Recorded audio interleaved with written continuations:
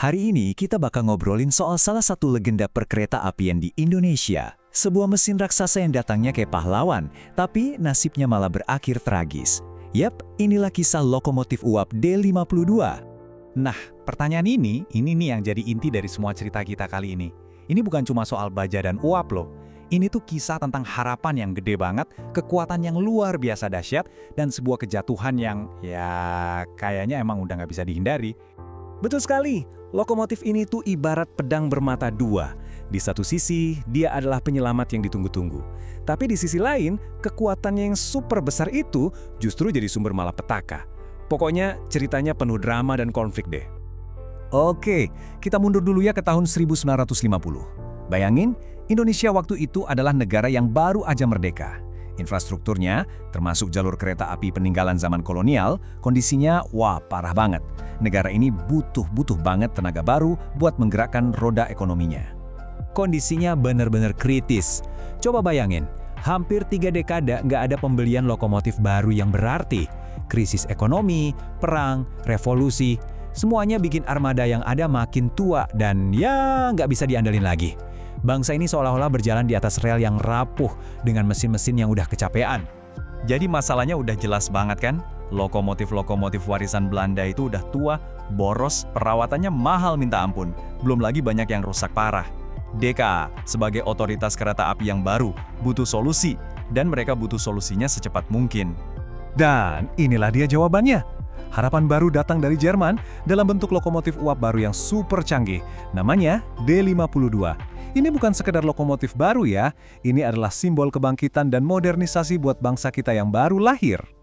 Dan pemerintah nggak main-main loh, mereka langsung pesan sebanyak 100 unit.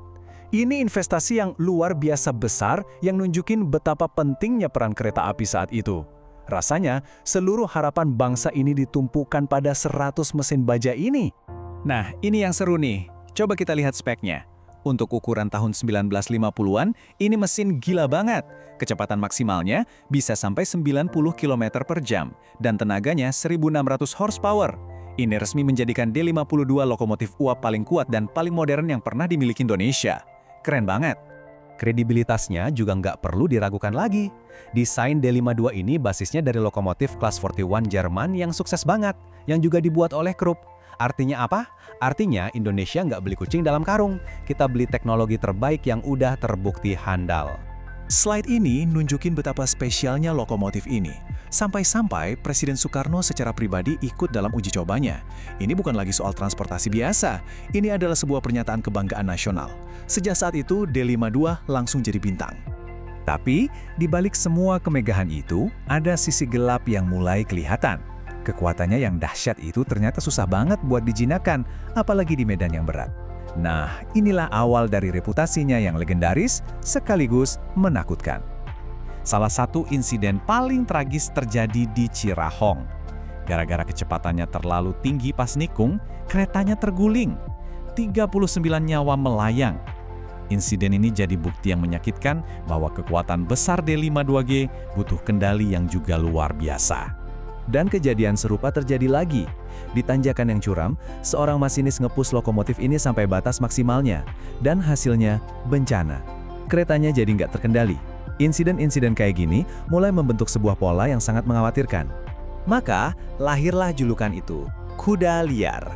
Sebuah nama yang pas banget buat menggambarkan karakternya. Dia kuat, dia cepat, tapi susah diprediksi dan berbahaya kalau nggak ditangani dengan ekstra hati-hati, terutama di jalur-jalur pegunungan yang penuh tantangan. Seakan-akan masalah kuda liar ini belum cukup, muncul ancaman baru di Cakrawala. Sebuah teknologi baru yang lebih efisien dan lebih gampang dioperasikan mulai datang. Lokomotif diesel, era uap ternyata akan segera berakhir. Dan ini dia poin paling krusialnya. Ternyata D52 yang super perkasa ini dari awal itu nggak pernah dimaksudkan sebagai solusi jangka panjang. Dia cuma jembatan, pengisi kekosongan sampai teknologi diesel yang lebih mahal bisa dibeli. Jadi nasibnya sebetulnya udah ditentukan bahkan sebelum dia tiba di sini. Coba deh kita bandingin. Baru 2 tahun D52 datang, lokomotif diesel pertama CC200 udah muncul di tahun 1953. Diesel itu lebih efisien, biaya operasionalnya lebih murah, dan langsung aja ngambil alih tugas-tugas paling bergengsi, termasuk narik kereta kepresidenan yang sebelumnya jadi tugas kebanggaan di 52. Nah, dari sini, penurunannya itu pelan tapi pasti. Pertama, dia kehilangan status sebagai penarik kereta ekspres. Terus, karena reputasinya sebagai kuda liar, dia dilarang lewat jalur-jalur berbahaya. Akhirnya, dia cuma dipakai buat tugas-tugas ringan, sebelum akhirnya benar-benar pensiun di tahun 1984. Oke, sekarang kita sampai di babak akhir cerita D52. Setelah pengabdiannya yang penuh gejolak, apa sih yang tersisa dari 100 kuda liar yang pernah jadi kebanggaan bangsa ini? Ingat angka ini ya, 100. Sebanyak itulah pahlawan baja yang datang untuk menghidupkan kembali perkeretaapian Indonesia. Sebuah armada yang sangat besar pada masanya. Dan sekarang yang tersisa cuma 1. Dari 100 unit, 99 diantaranya udah dilebur jadi besi tua, hilang selamanya. Cuma 1 yang berhasil selamat. Inilah dia, D52099, sang penyintas tunggal. Sebenarnya sempat ada harapan buat dihidupkan lagi, tapi rencana itu macet di tengah jalan. Sekarang, dia cuma duduk diam, jadi saksi bisu dari era kereta modern yang dulu dia bantu bangun, tapi nggak pernah bisa dia nikmati sepenuhnya. Ini jadi pertanyaan yang menggantung di benak kita semua, terutama para penggemar kereta api. Akankah kita masih punya kesempatan buat melihat kuda liar terakhir ini berderap sekali lagi di atas rel, atau dia akan selamanya jadi monumen yang diam? Tapi, terlepas dari masa depannya yang nggak pasti, warisan D52 nggak akan pernah pudar. Dia adalah mesin transisi yang perannya sangat-sangat krusial. Meskipun singkat dan penuh drama, dia akan selalu dikenang sebagai lokomotif uap paling canggih, paling kuat, dan paling legendaris yang pernah dimiliki Indonesia.